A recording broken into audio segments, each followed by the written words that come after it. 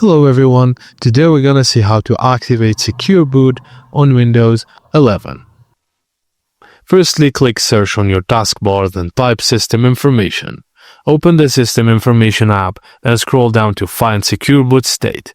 If it says on, it is already enabled. If it's off, follow the steps. Click Search and then type Settings, then to open it. Click Windows Update, then select Advanced Options. Scroll down, then click Recovery. Under Advanced Startup, click Restart Now. After restarting, on the Choose an Option screen, click Troubleshoot, then click Advanced Options and select UEFI Firmware Settings. Click Restart to enter the BIOS menu. If your PC boots into an easy mode, BIOS, press F7 to Advanced Mode. Navigate to the Boot tab, locate CSM, and set Launch CSM to Disabled.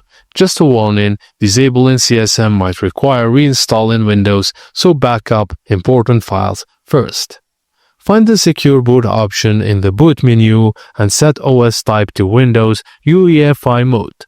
Set Secure Boot mode to Standard, and if necessary, go to Key Management and select Install Default Secure Boot keys. Press F10 to save and exit, and your PC will restart. Now your Secure Boot is enabled. Thank you for watching, and please don't forget to like and subscribe for more.